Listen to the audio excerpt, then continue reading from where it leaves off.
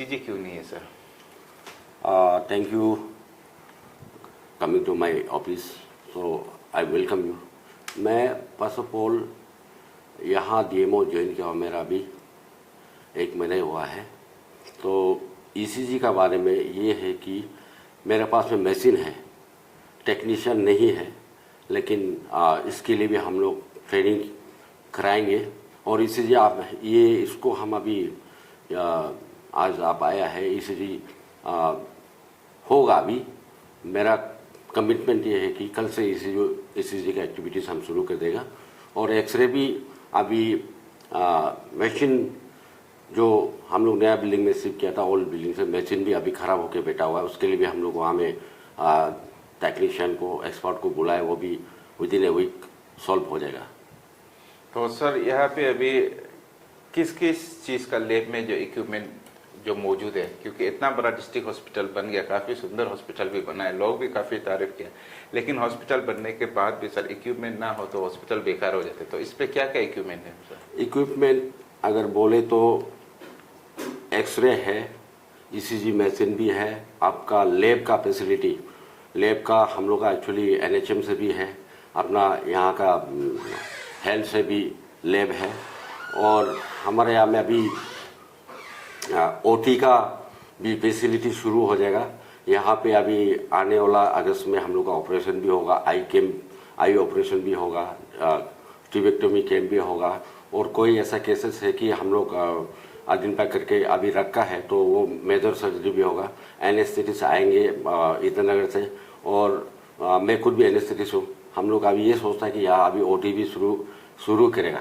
और एक बार शुरू हो जाएगा मतलब ओटी चलते रहेगा कि हमारे यहाँ का लेपाराडा का लोग आलो जाना नहीं पड़ेगा, ट्रिम्स जाना पड़ेगा। हाँ, हालांकि ऐसा होता है कि कोई ऑपरेशन जो है आलो में भी नहीं कर पाता है, बड़ा हॉस्पिटल में जाके करना पड़ता है। तो जो पॉसिबल है हम लोग ऑपरेशन यहाँ में यहाँ से बासार से आलो नहीं जाना पड़ेगा और ईटानगर भी जाना नहीं पड़ेगा। विल आस्ते आस्ते हम लोग शुरू करेगा। डिस्ट्रिक्ट हॉस्पिटल होने से हर चीज़ होता है, ऐसा भी नहीं होता है। इसमें मेन पावर का भी ये चाहिए, ओटी में भी बहुत मेन पावर चाहिए होता है, ओटी नर्स स्पेशल ट्रेन वाला चाहिए होता है। लेकिन अभी आलो एक जोनल हॉस्पिटल है, उसका कंपेरिजन में हम लोग नहीं जा सकता है, ईटानगर ट्रेन में कंपेरिजन में नहीं जा सकता। लेकिन चलते चलते हम लोग भी इस तरह से आ जाएगा बाद में, आफ्टर 1 to 2 years। हम लोग का अभी यहाँ में डॉक्टर का भी इतना कमी है, स्पेशलिस्ट नहीं है। तो और उसका ऊपर में 4 डॉक्टर को ट्रांसफ़र करके रखा हुआ है। तो अभी भी ये 4 ट्रांसफ़र जिनको हुआ है उनका रिलीवर भी हम लोग को नहीं दिया। ये सब मेरा आती है, ये सब चीज़ हाल में बहुत सब समस्या बन गया है। तो लेकिन इसके लिए हम ऑनरेबल मैदान से भी डीसी साहब लोग से बात करके होल्ड में रखा है, उन लोग को रिलीज़ कभी नहीं करेगा हम। I won't be able to go them on transfer. तो ये है। तो सर अभी आपने कहा है कि यहाँ पे डॉक्टरों का भी काफ़ी कमी है, तो अभी फिलहाल पारादा में आपके अंदर पे सर कितने स्पेशलिस्ट डॉक्टर है और कितनी डॉक्टर है सर? अभी मेरे पास में जो रेगुलर स्पेशलिस्ट है 2 गायनी स्पेशलिस्ट हैं बस, और कोई स्पेशलिस्ट नहीं है मेरे पास में। हमको अभी चाहिए होगा मेडिसिन स्पेशलिस्ट चाहिए होगा, एनेस्थेटिस्ट चाहिए होगा, हमको सर्जन चाहिए होगा, हमको आई स्पेशलिस्ट चाहिए होगा। जब अगर डिस्ट्रिक्ट हॉस्पिटल IPSS नॉर्म से बोलने से तो सब स्पेशलिस्ट होना चाहिए, लेकिन रेगुलर स्पेशलिस्ट सिर्फ 2 ही है, गायनी 2 ही है, बाकी कोई स्पेशलिस्ट यहाँ नहीं है। तो आपका जैसे मेडिसिन वगैरह तो होगा सर या डॉक्टर? मेडिसिन स्पेशलिस्ट भी नहीं है, चाइल्ड स्पेशलिस्ट भी बहुत ज़रूरी है यहाँ पे। लेकिन मेडिसिन 2 साल पहले था, डॉक्टर रहता था, वो भी अपना आगे पढ़ने के लिए त्रिवेश में चला गया। उसके बाद में कोई उसका रिलीवर भी नहीं आया। ऐसा ये सिचुएशन अभी लेपारादा में। तो अभी सर डॉक्टर का काफ़ी कमी है, तो इसे आप ऐसे DMO अभी डॉक्टर का जो फुलफिलमेंट को आप करने के लिए अभी आपकी तरफ से क्या क्या कर रहे हैं? मैं जब ज्वाइन किया है तो अपना डिस्ट्रिक्ट को आगे बढ़ाने के लिए, हेल्थ डिपार्टमेंट को आगे बढ़ाने के लिए मैं ऑनरेबल मैडम से भी जाके उनके ऑफिस में जाके मिला, उनको रिक्वेस्ट किया कि आप हम लोग के लिए स्पेशलिस्ट यहाँ स्पेशलिस्ट पोस्ट के लिए उनको रिक्वेस्ट करके यहाँ लाने के लिए मैं रिक्वेस्ट किया, तो मैं एक्चुअली इस तरह DHS से भी बात किया। मैं लगातार उन लोग का कांटेक्ट में मैं रह के उन लोग से मैं स्पेशलिस्ट से गुजारिश कर रहा हूँ, और हमको लगता है कि ये स्पेशलिस्ट कुछ ना कुछ हम लोग को मिल जाएगा, और ये जो जिसको ट्रांसफ़र हुआ है वो भी रुक जाएगा, हमको भी लगता है।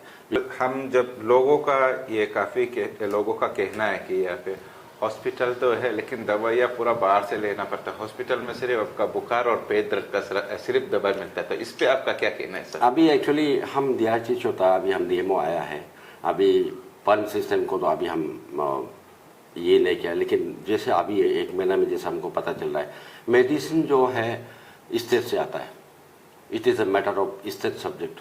ये हम लोग हमें डिसेंट्रलाइज करके मेडिसिन प्रोक्योर करने के लिए कुछ अमाउंट है कि हम लोग MMR के से हम लोग मीटिंग करके लेता, लेकिन वो काफ़ी नहीं होता, वो 1 महीना भी नहीं चलता है।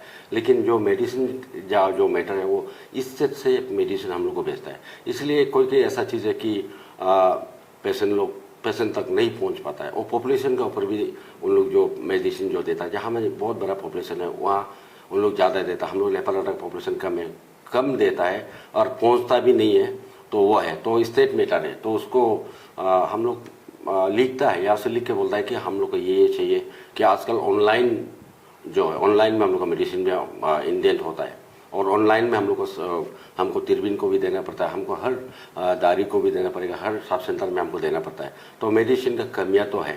तो ये एक्चुअली DMO हम है बोल के हम वो इतना तो फॉर्मेश नहीं कर पाएंगे, हम लेके आएगा भरपूर लेके आएगा, वो नहीं है, वो इससे से जितना सप्लाई देगा हम लोग जितना सकेगा पेशेंट को देना है। और ये जो एक्सपायरी सिस्टम है, पहले बहुत मेडिसिन एक्सपायर भी होता था, आजकल नहीं है, क्योंकि उसको हम लोग ऑनलाइन सिस्टम में आजकल करते हैं, जो पहले मेडिसिन एक्सपायर होने को जा रहा है उसको आगे निकालना है, ये चीज़। मैं एक्चुअली अभी बताइए, मेरा यहाँ में लेपारादा में डॉक्टर का बहुत कमियाँ है, 24/7 ड्यूटी करना पड़ता है, इवन नर्सिंग ऑफिसर नर्सेस भी बहुत कम है।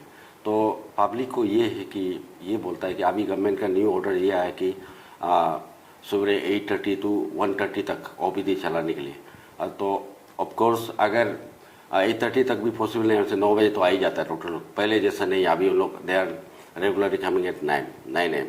तो अभी पहले भी ये था, कभी कभी थक भी जाता है। फॉर एग्जाम्पल कल रात MS ने नाइट ड्यूटी किया, नाइट ड्यूटी करके भी वो आना पड़ता उसको फिर हॉस्पिटल में, तो रेस्ट नहीं होता, रात नाइट ड्यूटी मतलब होल नाइट मेडिकल में वो लोग रह जाता है। इसलिए मैं एक्चुअली पब्लिक लोग को ये रिक्वेस्ट है कि आप लोग आइए, अच्छे से ट्रीटमेंट कराइए, यहाँ में सब ये सीनियर डॉक्टर्स लोग हैं, कुछ प्रॉब्लम होगा तो आप लोग अच्छे से डॉक्टर लोग से बात कीजिए कि हम लास्ट अभी 2 महीने हुआ है कि हॉस्पिटल में आके कुछ तौर पर हॉस्पिटल में आके झगड़ा, नर्स को धमकियाँ, डॉक्टर को गालियाँ, ऐसा मत कीजिए, पब्लिक को रिक्वेस्ट करता है। वो सब भी अपना आपका सेवा के लिए सब बैठा हुआ है, अपना घर छोड़ के सैलरी के लिए तो ज़रूर है सब, लेकिन तभी भी हमारा जो काम है आपको सेवा करने के लिए। आप लोग आके हॉस्पिटल में थोड़ फोड़ मत कीजिए, हॉस्पिटल में आके आप लोग गालियाँ मत दीजिए, वो हम लोग को भी, हम लोग का जो काम जो है, हम लोग का जो एंथुसियाज्म है वो कम हो जाता है। इसलिए आप लोग को मेरा रिक्वेस्ट है कि हॉस्पिटल में आपका घर है, ये आपको मंदिर समझ लीजिए, आप ये इसको चर्च समझ लीजिए, ये दोनी पोलो दे रहे समझ लीजिए, इसको आप अपना घर मान के आप मेडिकल में आके कुछ, अगर स्टाफ भी, अगर कोई स्टाफ आपको बहुत अच्छा व्यवहार नहीं कर रहा तो please come to my office, मैं उसके लिए भी तैयार हूँ जवाब देने के लिए, आप लोग को हम बात करने के लिए। ये बोल के मैं मीडिया पर्सन को थैंक यू